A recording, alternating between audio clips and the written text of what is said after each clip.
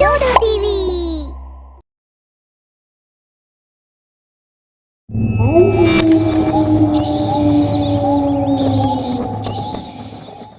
பிரத்திக்யா மற்றும் பிரேம்க்கு புதுசாக கல்யாணம் ஆகியிருந்தது. இந்த கல்யாணத்தால் 2 பேரும் ரொம்ப சந்தோஷமாக இருந்தாங்க. பிரேம் அவங்கள ரொம்ப நல்லா பார்த்துக்கிட்டாரு. பிரத்திக்யா மனைவியாகவும் குடும்பத்துக்கு ஒரு நல்ல மருமகளாகவும் இருந்தாங்க. பிரத்திக்யாவும் பிரேமும் அவங்களோட காமன் ஃப்ரெண்ட் பார்ட்டியில் சந்திச்சிருந்தாங்க. அந்த ஒரு மீட்டிங்லேயே பிரேம்க்கு பிரத்திக்யாவை எவ்வளோ பிடிச்சிருந்ததுன்னா, அவர் அடுத்த நாளே அவரோட அம்மா அப்பாவை கூட்டிக்கிட்டு பிரத்திக்யாவை பொண்ணு கேட்க அவங்க வீட்டுக்கு போயிருந்தாரு. ஐடியில் ஒர்க் பண்ணுற பிரேமோட சம்பந்தத்தை ஏற்றுக்கலன்னா அது ஒரு முட்டாள்தனமானதாக இருக்கும். அதனால் அவங்க ஒரே ஒரு கண்டிஷனோட இந்த கல்யாணத்துக்கு ஏற்றுக்கிறாங்க. இந்த கண்டிஷனை போட்டது பிரத்திக்யாவோட தங்கச்சி அனுக்யா. என்னோட அக்காக்கு ஃப்ரெஷ் காத்து ரொம்ப பிடிக்கும். அவங்கள எங்காவது ஒரு நல்ல இடத்துக்கு கூப்பிட்டுட்டு போங்க, சரியா?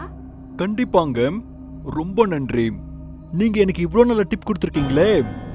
கல்யாணம் நடந்து கொஞ்ச நாளுக்கு அப்புறம் பிரேம் பிரக்யாவை கூப்பிட்டுக்கிட்டு மும்பையில் இருக்கிற ஒரு புது ஃப்ளாட்டுக்கு வந்துடுறாரு.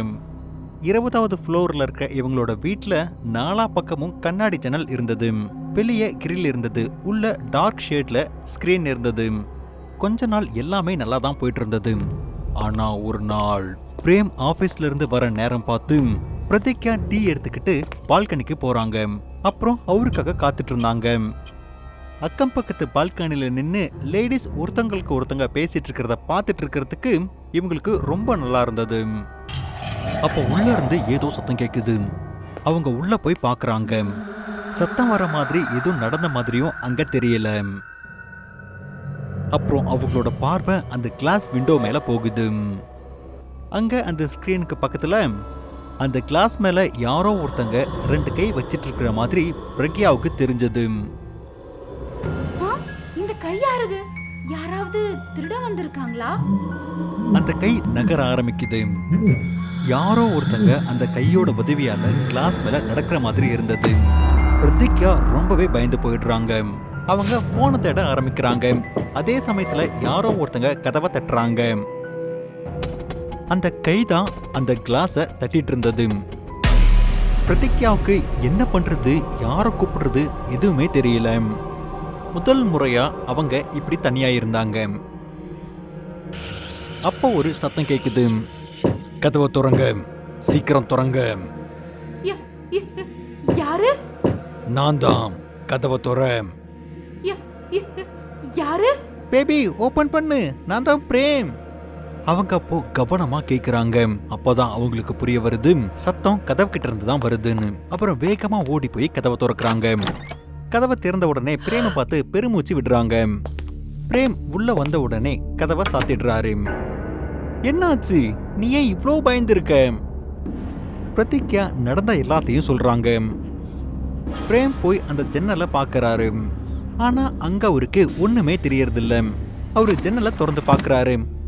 திறந்து பார்த்தா யாரும் நிக்கிற மாதிரி அந்த இடத்துல ஸ்லாப் கூட கிடையாது.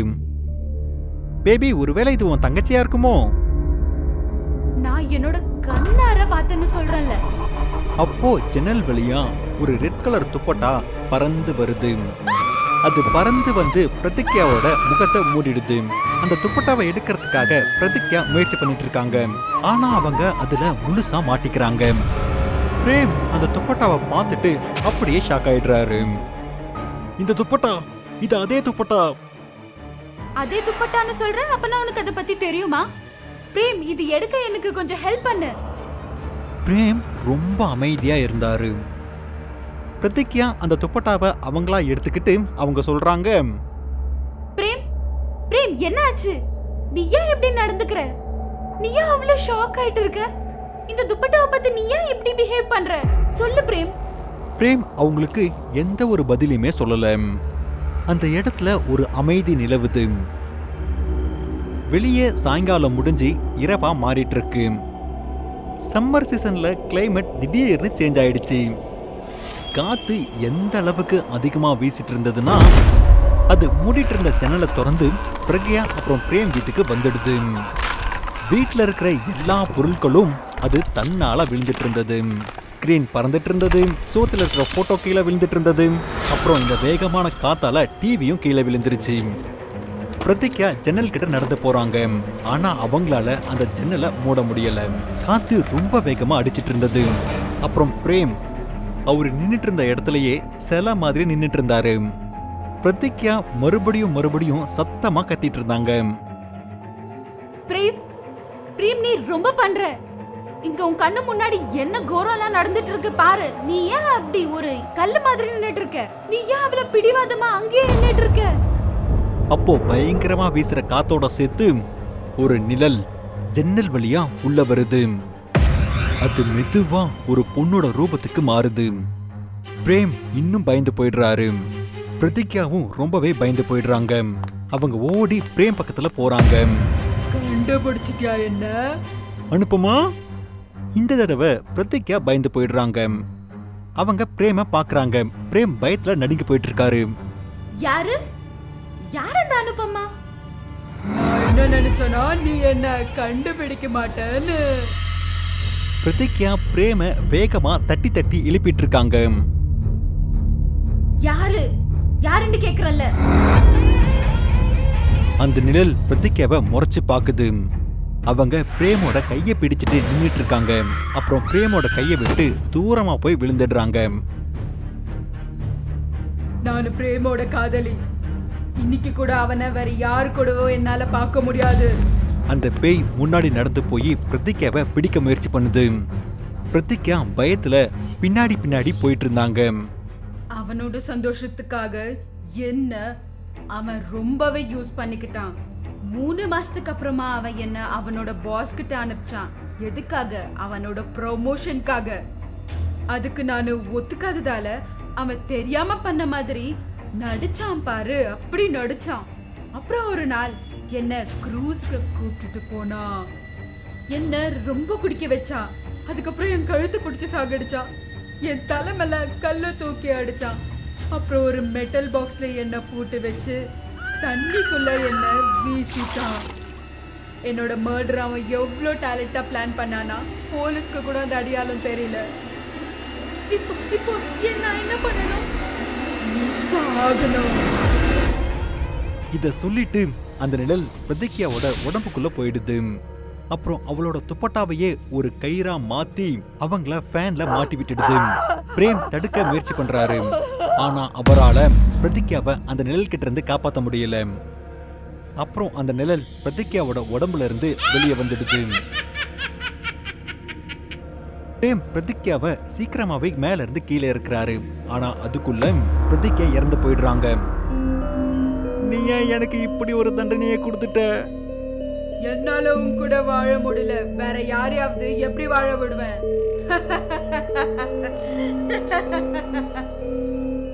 இதுல இந்த அப்பாவி பொண்ணோட தப்பு என்ன இருந்தது?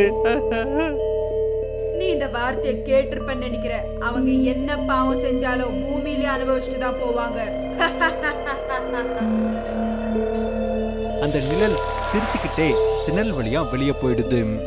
அப்புறம் பிரேம் அங்கேயே உட்கார்ந்துக்கிட்டு அழுதுட்டு இருந்தாரு.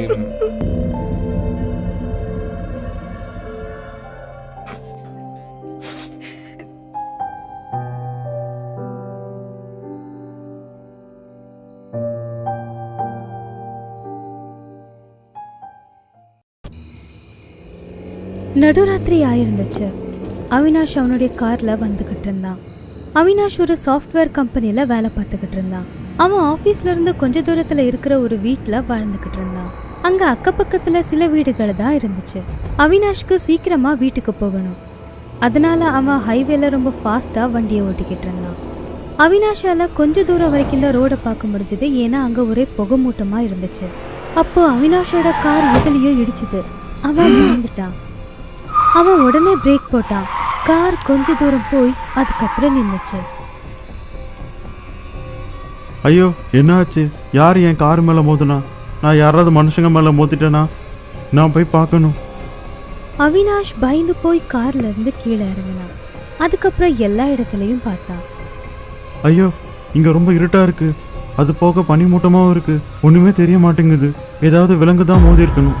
அச்சோ ரொம்ப லேட் ஆச்சு. நான் சீக்கிரம் இங்கேருந்து கிளம்பிடணும். அவினாஷ் அங்கிருந்து காரை எடுத்துட்டு வீட்டுக்கு போயிட்டான். 4 நாள் கழிச்சு அவன் ஆஃபீஸ்ல இருந்து வீட்டுக்கு வந்துக்கிட்டு இருந்தான். நைட்டு 12 மணி இருக்கும். அவன் காரை பார்க் பண்ணிட்டு வீட்டுக்கு நடந்து போய்கிட்டு இருந்தான். அப்போ அவன் பார்த்தா அவனுடைய பக்கத்து வீட்டு ஜன்னல்ல இருந்து ஒரு பொண்ணு அவனையே உத்து பார்த்துக்கிட்டு இருந்துச்சு. அவினாஷ் அந்த பொண்ணை பார்த்து சிரிச்சிட்டு அவனுடைய வீட்டுக்கு போயிட்டான். அதுக்கப்புறம் கதவை சாத்திட்டான். ஆனா அந்த பொண்ணு இப்பவும் அவினாஷோட வீட்டு கதவையே பார்த்துக்கிட்டு இருந்துச்சு. நைட்டு 1 மணி இருக்கும். அவினாஷ் வீட்டில் தூங்கிக்கிட்டு இருந்தான்.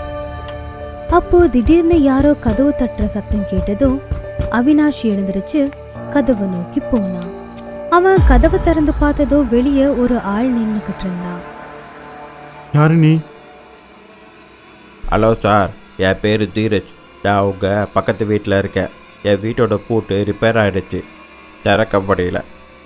டூல்ஸ் இருந்தால் கொடுங்க, நான் திறக்க முயற்சி பண்ணி பார்க்குறேன். அவினாஷ்க்கு தீரஜ் மேல சந்தேகம் வந்துச்சு. ஆனா அங்க உள்ள ஒரு பொண்ணு இருக்காளே. பொண்ணா? எந்த பொண்ணு? அதான் உங்க மேல் மாடி ரூம்ல இருக்காளே. கொஞ்ச நேரம் முன்னாடி தான் பார்த்தேன். காமெடி தானே பண்ணுறீங்க? நான் இந்த வீட்டை வாடகைக்கு வாங்கியிருக்கேன். இங்கே நான் தனியாக தான் இருக்கேன். அப்போ அவினாஷோட மனசுல நிறைய கேள்வி எழுந்துச்சு. ஆனா அவன் அது எதையுமே கேட்கல. சரி, நீ இங்கேயே இரு, நான் டூல்ஸ் எடுத்துட்டு வரேன். அவினாஷ் டூல்ஸ் எடுத்துட்டு வர உள்ள போனான். அவன் டூல்ஸ் எடுத்துட்டு வெளியே வந்து பார்த்தப்போ அங்க அந்த ஆள் இருக்கல. அவன் வெளியே வந்து எல்லா பக்கமும் பார்த்தான். ஆனா தீரஜ் அங்க எங்கேயும் இல்லை. அதுக்கப்புறம் அவினாஷ் தீரஜோட வீட்டை பார்த்தான். அவனுடைய வீட்டு கதவு மூடி இருந்துச்சு. அவினாஷ்க்கு தோணுச்சு அவன் வீட்டுக்குள்ள போயிட்டான்னு. அவினாஷ் உடனே அவனுடைய வீட்டுக்கு போகும்போது அவனுடைய பார்வை அந்த வீட்டு மாடியில இருந்த ஜன்னல் பக்கம் போச்சு. அந்த பொண்ணு இன்னும் அங்கேயே நின்றுக்கிட்டு அவனையே பார்த்துக்கிட்டு இருந்தா. அவினாஷ் அதை பார்த்ததும் ரொம்ப பயந்துட்டான். அந்த பொண்ணு திடீர்னு அவனுடைய கார் பக்கமா கைய காட்டுச்சு. அதுக்கப்புறம் அந்த பொண்ணு உள்ள போயிடுச்சு. உண்மையை தெரிஞ்சுக்கிறதுக்காக அவினாஷ் தீரஜோட வீட்டுக்கு போனான். அவனுடைய வீட்டு கதவு சாத்தி இருந்துச்சு. அவன் காலிங் பெல்லையும் அழுத்தினான். ஆனா யாருமே கதவை திறக்கவே இல்லை. அவன் அங்கிருந்து திரும்ப வீட்டுக்கு போனான். அப்போ தீரஜ் எங்கிருந்தோ அங்க வந்தான். அவினாஷ் அங்க தீரஜை பார்த்து ஆச்சரியப்பட்டான். தீரஜ், நீ எங்க போயிட்ட? அந்த பொண்ணு உன் வீட்டு மேல் மாடி ரூம்ல தான் இருக்கா. அட, நீங்கள் என்ன சொல்கிறீங்க? வீட்டில் யாருமே இல்லை. என்னோட வீடு வெளியே இருந்து போட்டி இருக்கு. சரி, நான் அப்போ உள்ள வந்து பார்க்கட்டுமா? வாங்க, கண்டிப்பாக வந்து பாருங்க. தீரஜ் டூல்ஸை வாங்கிட்டு கதவை திறந்தான். 2 பேரும் வீட்டுக்குள்ள போனாங்க. வீடெல்லாம் ரொம்ப அழுக்கா இருந்துச்சு. வீட்டில் நிறைய இடத்துல ஒட்டடை இருந்துச்சு. தீரஜ், இந்த வீடு ஏன் இவ்வளோ குப்பையா இருக்கு? இதை பார்த்தா இந்த வீடு ரொம்ப நாளாக மூடி இருக்கு போல. ஆமாம், சரியாக சொன்னீங்க. நான் கொஞ்ச நாளாக வெளியூர் போயிருந்தேன். இன்றைக்கி தான் திரும்பி வந்தேன். சரி, நான் மேலே போய் பார்க்குறேன். சரி, போய் பாருங்க. அங்கே யாருமே இல்லை.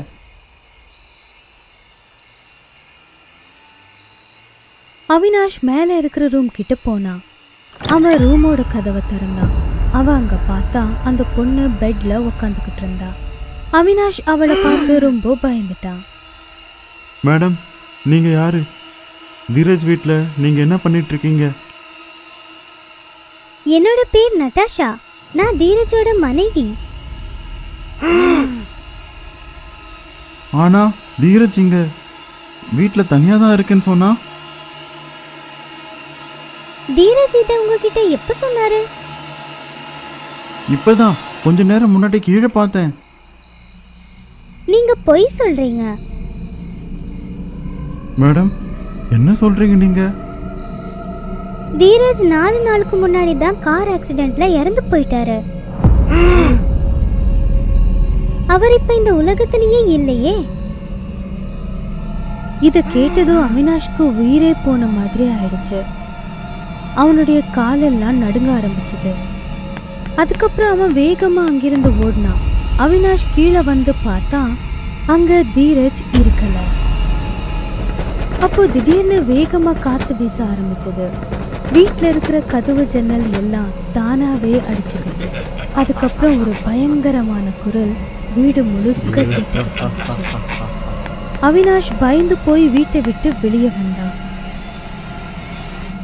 அவன் வீட்டுக்குள்ள போகலாம்னு நினைக்கும் போது கதவு தானா மூடிக்குச்சு. அதுக்கப்புறம் அவினாஷ் அமைதியா இருக்கிற ஒரு வழியில நடந்து போய்கிட்டு இருந்தான். அவன் கொஞ்ச தூரம் நடந்து போய் ஒரு சாமியார் தங்கியிருந்த வீட்டுக்கு பக்கத்துல போனான். அவன் அந்த சாமியாரோட சக்தியை பத்தி நிறைய கேள்விப்பட்டிருந்தான். அவன் வேகமா ஓடி அந்த சாமியாரை பார்த்து அவர்கிட்ட நடந்த எல்லாத்தையும் சொன்னான். கவலைப்படாதே மகனே, உனக்கு ஒன்றும் ஆகாது, என் கூட வா. அவினாஷ் சாமியாரை கூப்பிட்டுக்கிட்டு மறுபடியும் தீரஜோட வீட்டுக்கு வந்தான்.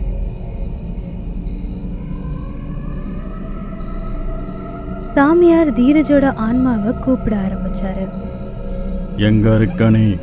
என் முன்னாடி வா. ஏன் இந்த பையனை தொந்தரவு செய்கிற? என் முன்னாடி வா.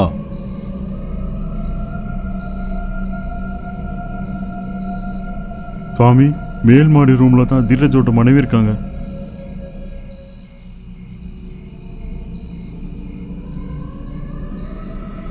அவினாஷ் சாமியாரை கூப்பிட்டுக்கிட்டு மேல இருக்கிற ரூமுக்கு போனான். அவங்க 2 பேரும் உள்ள போனது பார்த்தாங்க. அந்த பொண்ணு அங்க இருக்கல. சுவாமி, அந்த பொண்ணு கொஞ்ச நேரம் முன்னாடி தான் இங்க இருந்துச்சு. என் கண்ணால நான் பார்த்தேன். அவினாஷ், நீ யாரை பார்த்தியோ அவங்க ஒரு பொண்ணு இல்லை, அது ஒரு பொண்ணோட ஆத்மா. அப்போ திடீர்னு மறுபடியும் அந்த வீட்டுக்குள்ள யாரோ சிரிக்கிற சத்தம் கேட்க ஆரம்பிச்சது. திடீர்னு தீரஜ் நட்டாஷாவோட ஆன்மா அவங்க எதிரில் வந்துச்சு.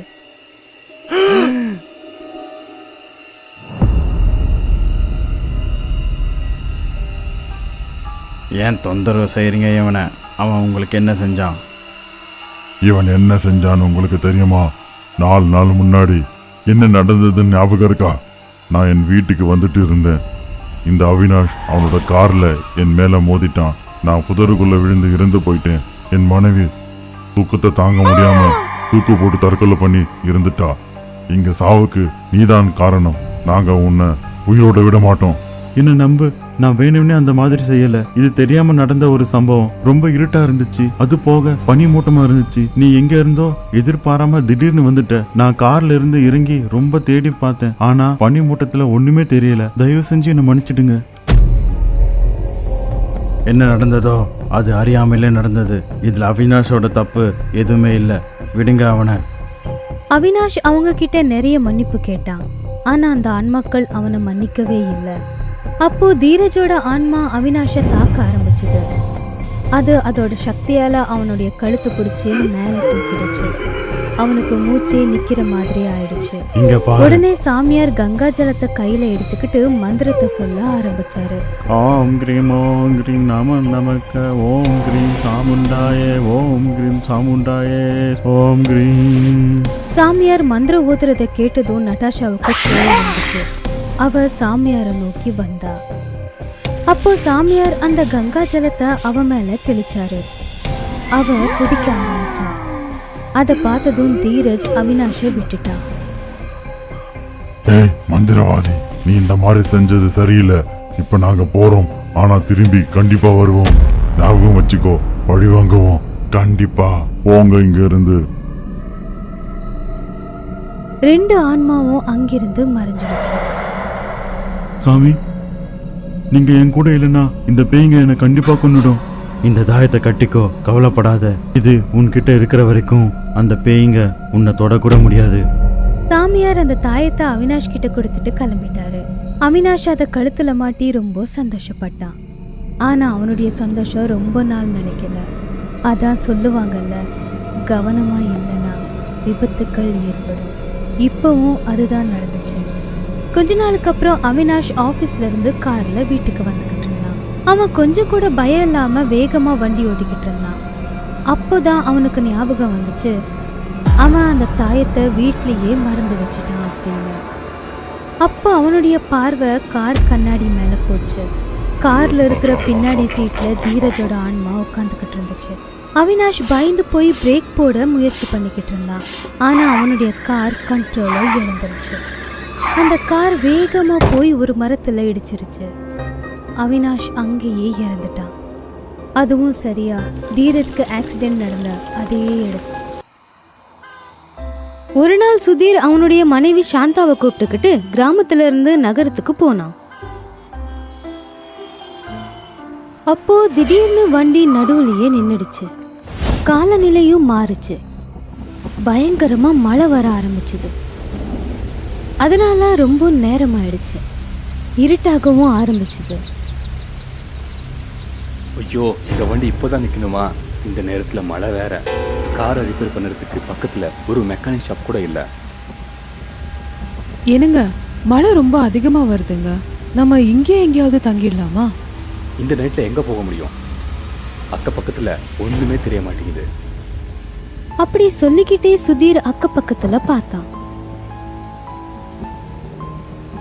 அப்போ அவனுக்கு கொஞ்ச தூரத்துல ஒரு வீட்ல வெளிச்சமா இருக்கிறது தெரிஞ்சது. சாந்தா, அங்கே பாரு, அங்கே ஒரு வீடு இருக்கு. அங்கே போய் பார்க்கலாம். நைட்டில் எங்கேயே இருக்கிறது நமக்கு ஆபத்து. அங்கே போனால் யாராச்சும் உதவி பண்ணலாம். சரிங்க, நீங்க எப்படி சொல்றீங்களோ அப்படி. அதுக்கப்புறம் அவங்க 2 பேரும் அந்த வீட்டு பக்கமா போனாங்க. பக்கத்துல போய் பார்த்தாங்க. அது ஒரு பெரிய வீடா இருந்துச்சு. சுதீர் பக்கத்துல போய் கதவை தட்டினான். ஆனா உள்ள இருந்து எந்த சத்தமும் வரல. எனக்கு என்ன தோணுதுன்னா, உள்ள எல்லாரும் தூங்குறாங்க போல. நாம இப்போ வெளியே தான் இருக்கணும். அப்போ ரொம்ப வேகமா காத்தடிக்க ஆரம்பிச்சது. கதவு தானாவே திறந்துக்குச்சு. சுதீர் சாந்தாவை கூப்பிட்டுக்கிட்டு வீட்டுக்குள்ள போனான். அந்த வீட்டுக்குள்ள எல்லா இடமும் ரொம்ப இருட்டா இருந்துச்சு. எங்க பார்த்தாலும் சிலந்தி கூடு கட்டி இருந்தது. வவ்வாலுங்க கூட தொங்கிட்டு இருந்தது. இந்த மாதிரி வீட்டை பார்த்து சாந்தா சொன்னா, எனக்கு இந்த வீட்டை பார்த்தா ரொம்ப பயமா இருக்குங்க. இந்த வீட்ல பல வருஷமா யாருமே இல்லைன்னு நினைக்கிறேன். இல்லை சாந்தா, பயப்படுற மாதிரி ஒன்றுமே இல்லை. நாம் இன்னைக்கு ஒரு நாள் தான் இங்கே இருக்க போகிறோம். விடிஞ்சதும் கிளம்பிடலாம். அவங்க 2 பேரும் பேசிட்டு இருந்தப்பவே கதவு தானாவே மூடிக்கிச்சு. அப்போ அங்க ஒரு வயசான பாட்டி கேண்டில் எடுத்துட்டு வந்தாங்க. அந்த பாட்டிய பார்த்து 2 பேரும் பயந்துட்டாங்க. இந்த வீட்ல நான் தங்கி இருக்கேன். நீங்க எதுக்கும் பயப்பட வேண்டாம்.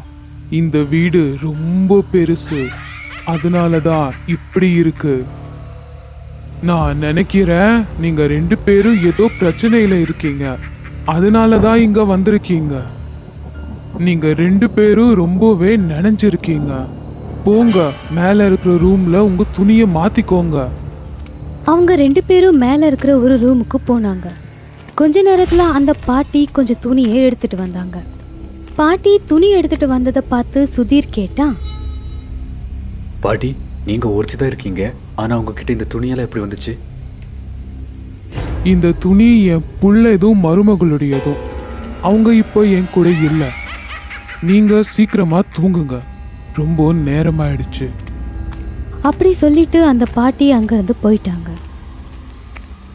என்னங்க, எனக்கு ரொம்ப பயமா இருக்குங்க. இந்த பாட்டி நம்மள எதுவும் செஞ்சிட மாட்டாங்கல்ல? அது நம்மள ஒன்றுமே பண்ணாது. நமக்கு உதவி பண்ணியிருக்கு. எல்லா பேயும் கெட்ட பேயா இருக்காது.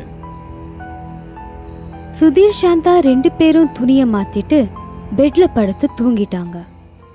சுதீர் அங்கிருந்து கிளம்புறதுக்காக காலையில எழுந்திருச்சப்போ சாந்தாவோட உடம்பு ரொம்ப சூடா இருந்துச்சு. அவன் சாந்தா கிட்ட சொன்னா, ஐயோ சாந்தா, உன்னோட உடம்பு ரொம்ப கொதிக்குதே, அப்படியே ரெஸ்ட் எடு, நான் போய் டாக்டரை கூட்டிட்டு வரேன். அப்போ அந்த வயசான பாட்டி அங்க வந்தாங்க. அவங்க சொன்னாங்க, இரு, எங்கேயும் போக வேண்டிய அவசியம் இல்லை. வீட்லயே மருந்து இருக்கு, நான் அதை கொடுக்கறேன், சரியா போயிடும். இல்ல, டாக்டர் கிட்ட கூட்டிட்டு போகணும், இல்லைன்னா ஜுரம் இன்னும் அதிகமாகும். நான் தான் சொல்றேன்ல, வீட்ல இருக்கிற மருந்து கொடுத்தா உடம்பு சரியா போயிடும் அப்படின்னு சொல்லி அங்கிருந்து பாட்டி கிளம்பிட்டாங்க. கொஞ்ச நேரத்துல மருந்தோட வந்தாங்க. அந்த மருந்த சாந்தாவுக்கு கொடுத்தாங்க. இந்தா, இதை சாப்பிடு, உனக்கு உடம்பு சரியா போயிடும். பாட்டி, நீங்க ரொம்ப நல்லவங்க. நீங்க எங்களுக்கு ரொம்ப உதவி பண்ணிருக்கீங்க, ரொம்ப பாச காட்டினீங்க. உங்களோட உதவியை நான் மறக்க மாட்டேன். உங்களுக்கு ஏதாச்சும் உதவி தேவைப்பட்டா சொல்லுங்க, நான் பண்றேன். சரிப்பா, கண்டிப்பா சொல்றேன். சாந்தாவும் கொஞ்ச நேரம் ஓய்வெடுத்தா.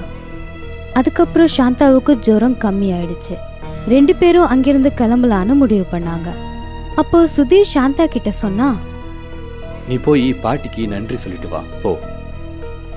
சாந்தா அந்த பாட்டி கிட்ட ஆசீர்வாதம் வாங்குறதுக்காக வீட்ல எல்லா இடத்துலயும் தேடினான். அப்போ ஒரு ரூம்ல அந்த பாட்டி உக்காந்து அழுதுட்டு இருந்ததை பார்த்தா. என்னாச்சுமா உங்களுக்கு? ஏன் அழுவுறீங்க? அந்த பாட்டியோட கையில அவங்களுடைய பிள்ளையோட படம் இருந்துச்சு. அப்போ சுதீரும் அங்க வந்து அந்த பாட்டி கிட்ட கேட்டான். பாட்டி, என்னாச்சு? ஏன் சோகமா இருக்கீங்க? சொல்லுங்க பாட்டி. இது என்னுடைய மக ரோஷன். இவன் படிக்கிறதுக்காக வெளிநாட்டுக்கு போனான். ஒரு நாள் அவன் பொண்டாட்டி கூட திரும்பி வந்து என்கிட்ட சொன்னான். அவன் பொண்டாட்டி கூட வெளிநாட்டுல வாழணும்னு சொன்னான். இப்போ அவன் அந்த நாட்டோட குடிமகன்னு சொன்னான். என்னால உன்னை அங்க கூட்டிட்டு போக முடியாது, ஆனா மாசம் மாசம் நான் உனக்கு பணம் அனுப்புறேன், முடிஞ்சா உன்னை வந்து பாக்குறேன்னு சொன்னான். நான் ரொம்ப வயசானவ, நான் அவங்கள நம்பிதான் வாழ்ந்துட்டு இருந்தேன். நான் அவங்கள தடுக்கிறதுக்கு எவ்வளவோ முயற்சி பண்ணேன், ஆனா அவங்க போயிட்டாங்க. கொஞ்ச நாள் பணம் அனுப்பிச்சிட்டு இருந்தான், அதுக்கப்புறம் பணம் அனுப்புறத கூட நிறுத்திட்டான். நான் ரொம்பவே கஷ்டப்பட்டுட்டு இருந்தேன், என்னால நடக்க கூட முடியல. ஒரு நாள் ஹாஸ்பிட்டல் போறதுக்காக படியை விட்டு கீழே இறங்க பார்த்தேன், ஆனா ரொம்ப மயக்கமா இருந்ததுனால படியில இருந்து கீழே விழுந்துட்டேன். அங்கேயே நான் இறந்து போயிட்டேன். அன்னையிலிருந்து இந்த வீட்டில் நான் தனியா தான் இருக்கேன். ரொம்ப வருஷமா அவனுக்காக நான் எதிர்பார்த்துட்டு இருக்கேன், ஆனா இன்னைய வரைக்கும் அவன் இங்க வரல. நீங்க 2 பேரும் இங்க வந்தீங்க, எனக்கு ஏன் புள்ள வந்த மாதிரியே இருந்துச்சு. ஆனா இப்போ நீங்க 2 பேரும் போறீங்க. நீங்க அழாதீங்க, நான் அதை நிறைவேற்றுறேன். நான் உங்களோட மகனை கூட்டிட்டு வரேன். அவங்க வர வரைக்கும் நாங்க உங்க கூடவே இருக்கிறோம், ஒரு மகன் மருமகளா. அடுத்த நாள் வீடு எல்லாமே ரொம்ப வெளிச்சமாயிடுச்சு. சுதீர் அந்த வயசான பாட்டி கிட்ட கேட்டா, பாட்டி, உன் மகனோட ஃபோன் நம்பர், அட்ரஸ் ஏதாச்சும் இருக்கா? இல்லப்பா, என்கிட்ட அவனுடைய ஃபோன் நம்பரோ இல்ல அட்ரஸோ இல்ல. அவன் எனக்கு பணம் மட்டும்தான் பேங்க்ல அனுப்பிச்சிட்டு இருந்தான். சரி, பேங்கோட பாஸ்புக் கொடுங்க, அதை வச்சு தேடலாம். அந்த பாட்டி அவங்கிட்ட பாஸ்புக்க கொடுத்தாங்க. அதை வாங்கிட்டு சுதீர் அங்கிருந்து கிளம்பிட்டான். சுதீர் வண்டியை ஸ்டார்ட் பண்ணதும் உடனே வண்டி ஸ்டார்ட் ஆயிடுச்சு. அப்ப அவனுக்கு புரிஞ்சது, இது எல்லாம் அந்த பாட்டியோட வேலை அப்படின்னு. அவன் வண்டியை எடுத்துட்டு பேங்குக்கு போனான். பேங்குக்கு போனதும் அவனுக்கு பாட்டியோட பிள்ளையோட நம்பரும் அட்ரஸும் கிடைச்சிரும். அவன் அந்த பிள்ளையோட நம்பருக்கு டயல் பண்ணி சொன்னான். ஹலோ, நான் பீஜாபுரத்திலிருந்து சுதீர் பேசுறேன். உங்களோட பங்களாவை வாங்கணும். அந்த மாதிரி பங்களா ஒண்ணுமே இல்லையே, நீங்க தப்பான நம்பருக்கு கூப்பிட்டுருக்கீங்க. இல்ல, உங்களோட பங்களா பத்தி தான் நான் பேசுறேன். அதுல உங்க அம்மா இருந்தாங்க, அவங்க போனதுக்கு அப்புறம் அந்த பங்களா சும்மாவே இருக்கு. நான் அதுக்கு நல்ல அமௌண்ட் தரேன்.